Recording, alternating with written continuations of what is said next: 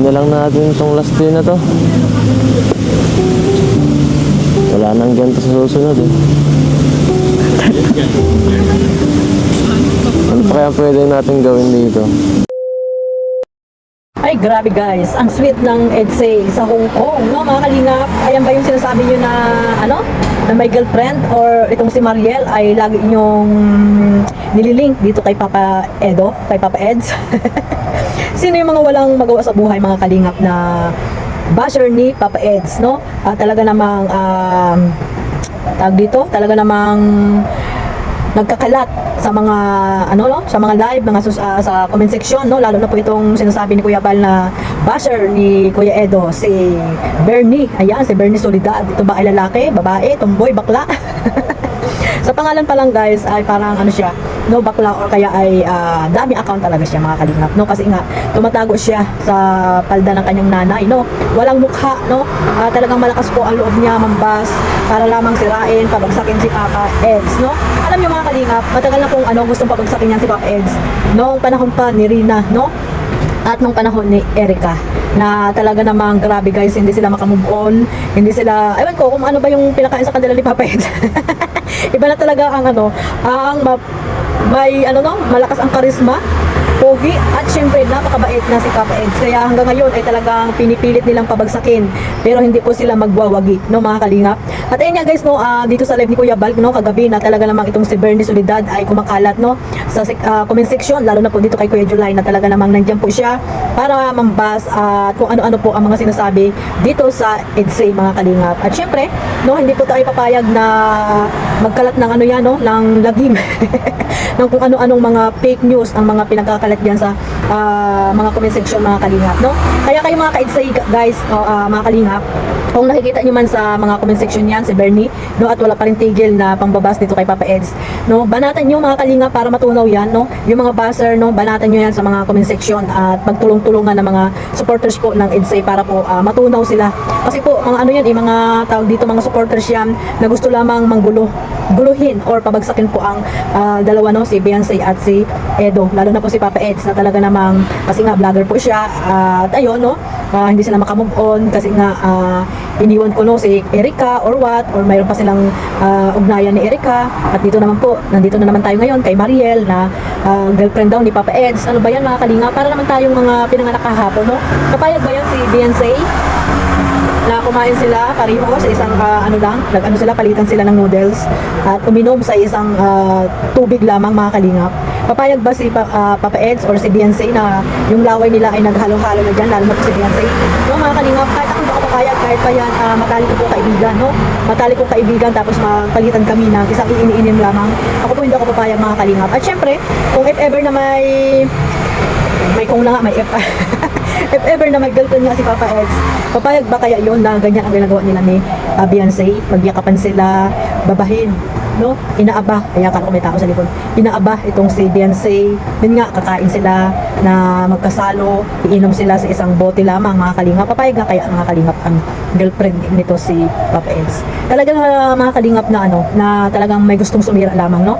Kung ito man si Mariel ay talagang pahada-hada pa rin dyan, no? Kung yan nga mga nagko-comment dyan kay Kuya July, no, na pangalan ni Mariel, at hindi natin alam kung siya ba yan, mga kalingap, or talagang ginagamit lamang ang pangalan ni Mariel para po sirain din po si Mariel or si Kalingap Eds. Kaya guys, no, huwag din natin masyadong ibas itong si Mariel kasi nga hindi pa natin alam ang totoong nangyayari, mga kalingap, no. Kaya abangan natin guys na matapos na yung pag-interview ni Kuya Bal po dito kay Mariel para po malaman natin talaga kung ano ba talaga ang totoo at kung sino yung nasa likod ng pambabas na ito dito kay Papa Eds. Kaya abang-abangan natin yan, mga kalingap, no, kasi ito lamang po ang kasagutan niyan, no, na matapos na po ang mga pambabas po dito sa dalawa, kay Baby Beyonce at kay Papa Eds. Kasi nga may mga tao talagang gustong sirain o sa akin po ang EDSA.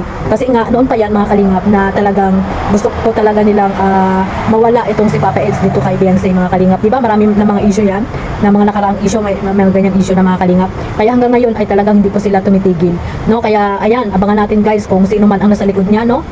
Kung kakilala man ni Mariel itong si Bernie ay malalaman natin, mga kalingap. Kaya abang-abangan natin po ang interview po ni Kuya Bal po dito kay Mariel, no. At sana dito sa mga basher, mga kalingap, kung talagang tawag dito, matapang ka, wag ka pong gumagamit ng dami account or maglagay ka po ng mukha mo dyan, no?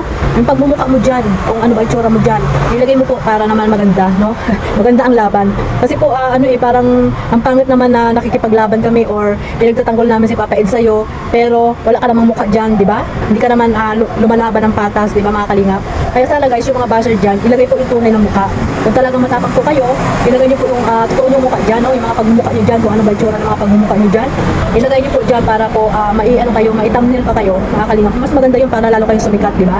At ayun, no? Ayan po yung mga masasabi ko lang dito sa supporters ng EDSA, no? Ipaglaban natin ang EDSA para po malusaw, matunaw ang mga basher na yan, mga kalingap. Huwag niyo pong hayaan na umalat-kalat po sila dyan, no? Sa mga comment section na panira lamang, no? Sa imahe ni Papa Eds.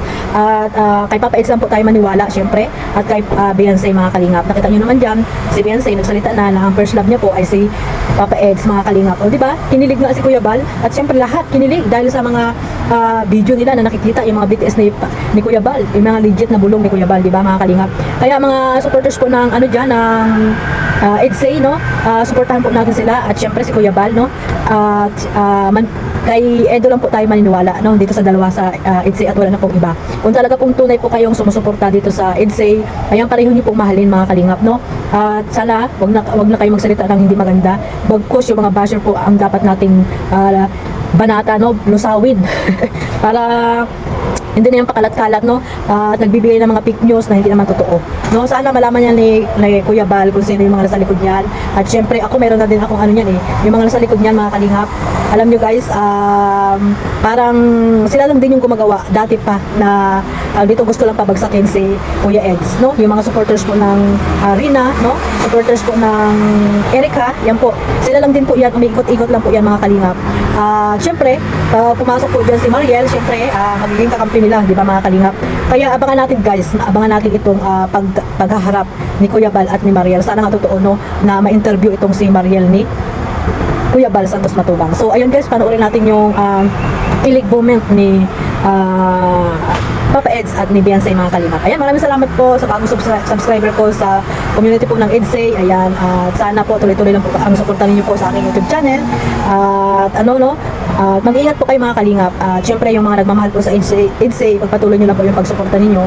At siyempre pagmamaraton nyo po sa mga upload ni Kuya Bal at ni Kalingap Rap. At siyempre yung upload din po ni Papa Eds sa pag-charity niya. Siyempre yun po ang mas mahalaga, no? Yung pag-charity po ni Kalingap Edo, no? Isama niyo po sa inyong pagmamaraton. Ayan guys, marami pong salamat.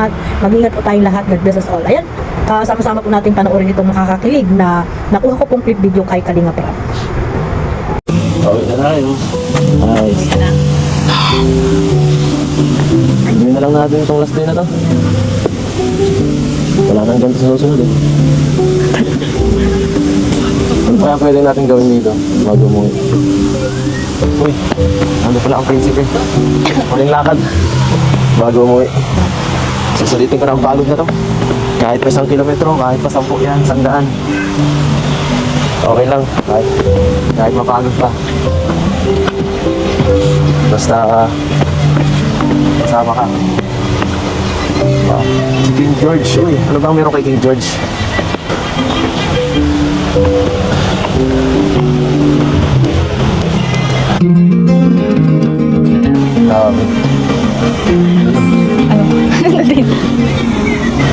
Parang nalo kong gumaganda dito. Bakit? Wala lang. Gusto lang kitang masuro dito. Hindi tayo solo. Ayun o. Ito mo yan.